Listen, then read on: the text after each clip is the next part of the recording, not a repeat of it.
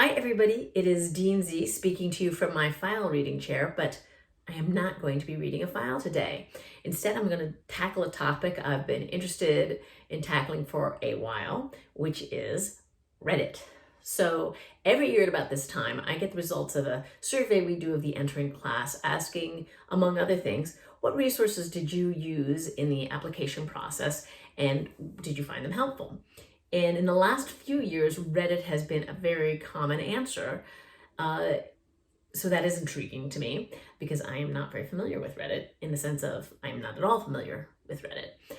But also people will frequently say, I'd say at least 50% of the people who say that they rely on Reddit will often add something like, but I wish I hadn't. It really upped my anxiety level. And, in retrospect, I just attached too much importance to what I was reading on there. So that intrigues me further. So I just got the results back of this year's entering classes survey, and they are completely consistent with that kind of information. So nothing has changed this year, and I think it is time to dive in. I have here a list of links that I have been directed to. Let's see how this goes. Here's the first link. It was started 7 days ago, and it is titled Any Word on a Possible Michigan Wave. Past 2 years have been mid to late October. Any idea if that could happen again? Wave incoming. Okay, I'm gonna guess the wave they're talking about is about our offers. I think what this means is, when are we gonna make our offers? So, let's see. I see that the two people have chimed in and they said, crossing my fingers, waiting for some movement anywhere in my cycle. Sundays suck nowadays, LOL. I don't know what the Sundays suck thing means. My guess is last week of October, source, my nuggets. I don't know what that means either. But I have an answer for you, Reddit world. The first offers are going to go out on November 4th. And in fact, it is true, we have made offers mid to late October the last 2 years. 2 years ago, we did it a little early. We did mid-October, and that's because someone in my office who generates the office was going on medical leave for a while, and she had to train someone else, and we wanted to make sure that someone else had a chance to make some offers before the other person left on medical leave, just so we could make sure it all went smoothly. And then I think last year we did it towards the very end of the week that we are now in, but because of COVID changes to our process, we got to push that back a week. So November 1st, get excited. I know I'm excited. Next topic. This one says, Dear Dean Zerfuss is the title, and it says, I bet you won't send out the first acceptance wave in the next few days. You won't. And then it's an angry face, and that was 9 days ago, and that is correct. I will not be sending those out. Here's a comment that is funny. Who else didn't know what the Z stood for until this moment? And I suspect that means in A2Z, and that's funny. Not much more to say about that. Let's go to another one. This one is titled, What Schools Deliver Admissions Decisions Via Phone Call? I've been seeing a lot of posts about receiving a phone call with their decision. How normal is that, and what schools specifically do that? Okay, I will address this. We don't. And there is a reason for that. I hate making phone calls just out of the blue to people. Once I do routinely call people if they're getting Darrow scholarships. It's a small number of people, and I feel like that is sufficiently exciting news that I can kind of rely on the fact that they will be pleasant in the phone call. But once I called someone to tell him about the Darrow, and it was really mortifying because he was living at home and he was asleep. It was like 1 o'clock in the afternoon where he was, and his mother was screaming for him up the stairs, and he was screaming back. And then when he got on, I really wanted to be like, prank call. Anyway, so that's the kind of thing that can happen when you call someone and yeah, I just, and you just really can't guarantee what someone's reaction is going to be. And I prefer sending them out into the void and imagining that people are happy instead of like having an unpleasant interaction. And then I feel bad about my job and about myself for the rest of the day. So that's why I don't do phone calls. But I'm happy to talk on the phone if you want to. So you let me know. Okay, next topic. Michigan admissions packet, semicolon, D&Z letter, question mark, is the title of this one. And another one, let's do another one that seems to be related. This one's called Michigan fee waiver meaningless? Question mark. No, it is not. Let's discuss. All right. First, I'll go with the second one. I received the fancy fee waiver packet back in August, but have received many conflicting claims about my actual chances at the school. If anyone has any info, I'd appreciate it since I've already been accepted with a scholarship to a lower tier school. URM, which means underrepresented minority. That hip, I know that.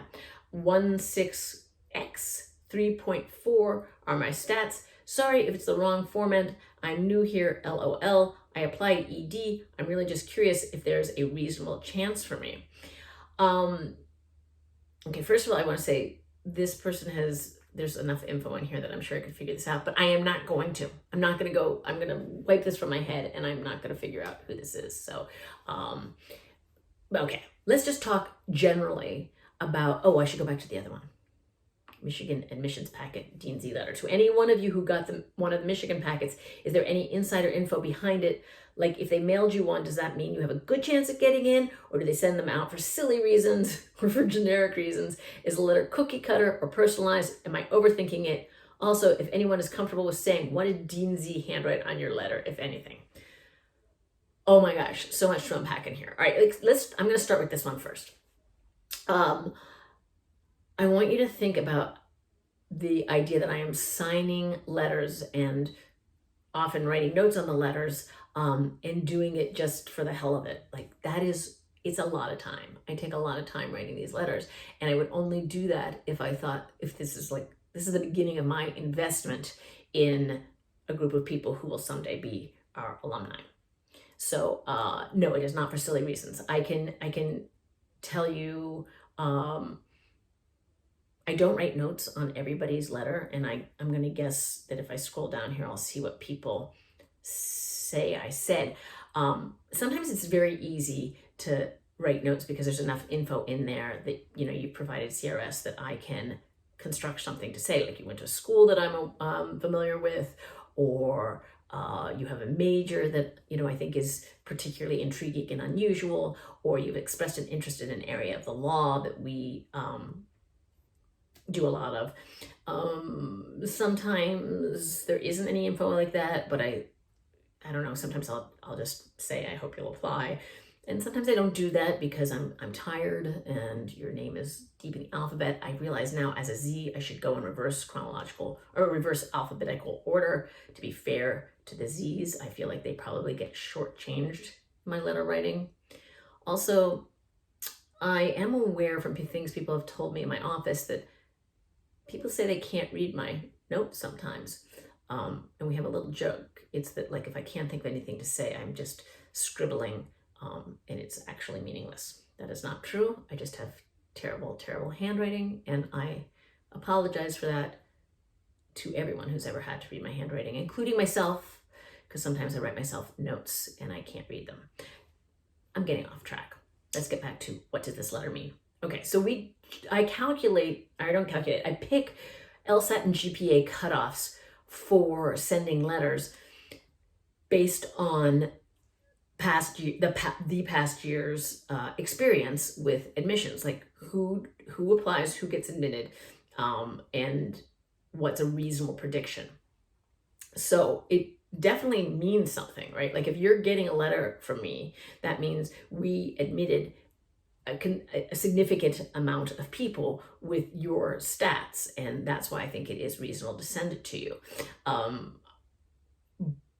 But we also have a big applicant pool. So for every person there's a lot of people who look like them stats wise, there's also a lot of people who didn't get in who have similar stats. Like that's just how it goes. If you were to break down our entering class, which we don't do, but I've seen other places do, like where you have little squares of this person has a 175 and up and a 375 and up. 100 applicants, 50 would get in, right? So even at the very highest levels, there's no group where everybody is getting in. So yes, it is tied to rationality. I'm not doing it just because that's how I love to, spend my time, and I love to keep the paper people in business. I do it because I think it is a rational reflection. I never want to promise or appear to be promising, though, that if you are getting this, you are definitely getting in. We ask for a ton of information in our application. I spend a lot of time in these blogs talking about how we analyze various bits of information that you provide us. Obviously, it does not all come down to LSAT and GPA. And I will also say lots of people don't get letters from us who do get in. I don't know whether that's because they don't register for CRS or because there's something in the way we pull the data that excludes them, even though they're really strong candidates in many ways. So not getting one is also not a mark of failure in any way. Okay, now, did I address, I guess I've addressed both questions there. It is not meaningless, it means something, and but it doesn't mean certain victory. I guess I should emphasize there, I just talked about CRS without perhaps being as clear as I should. CRS stands for Candidate Referral Service, which is a service offered by the Law School Admissions Council. You have to sign up for it to make sure that you're getting communications from schools. I've mentioned that, I think, in past episodes, but it's worth mentioning now too, that if you don't sign up, you won't get fee waivers from Michigan or any other school. We won't know you're out there until you apply. So you should sign up. Okay, here is another topic. Okay, this is Michigan personalized letter. What did Dean Z write in your letter? Just trying to see something. And this is embarrassing for me because it's like 25 comments all saying what I wrote, and now I feel like a little bit of a jerk. There's only so many things I can write, you guys. Like, give me a break. It doesn't mean it's not sincere, but I don't have that much information to be working on. Yeah. Okay. Mine was super generic along the lines of, I hope you'll apply. Yeah, I feel bad about this now. I don't know. If you guys have ideas for exciting things I can write in my letters, please do let me know. Here's a new one. This one is called, anyone else notice the theme in the names Dean Z picks for her app readings? My app readings are named Alexis, Johnny, and Twyla so far. These are the names of the characters in Schitt's Creek. I am a huge fan of that show. It's really warm and nice at this crazy time that we are living through, by the way, so highly recommend. All right, this one is called Resume Advice. Any bit of feedback is helpful. Okay, this is very funny. This is just something that says resume 1997 to 1998, was a baby. And then it goes on from there, was a toddler, was a kid. And then the college years, I guess, don't ask, LMAO. 2020, here we are. Okay, that's funny. I like that, but I don't think there's anything I can say about that, but I like it. So please apply as person, because I like a good sense of humor. Okay, so I don't know if that was interesting or helpful to any of you. I will say that I do think it can be comforting to hear from other people who are in your same place. You have to be cautious about asking for advice, or at least about taking it too seriously, because it's just people who are speculating. Maybe it's a few people who've been through the admissions process before, but not most of the people on here, I'm going to guess, are just like you, first-time applicants. And there's a lot of guessing going on. And so if it feels good, by all means, do it, but take it with a grain of salt. And if it's making you angsty, just step away. All right, that is all I have. Thank you for going through this process with me. Thank you to Dustin for hopefully making this coherent, and a special thank you to Alice, who sent me the links and did the digging on Reddit. I appreciate that, so I didn't have to go look. But now I'm a little more familiar with Reddit, and you are familiar with my takes on Reddit. Thank you, and wherever you go, go blue.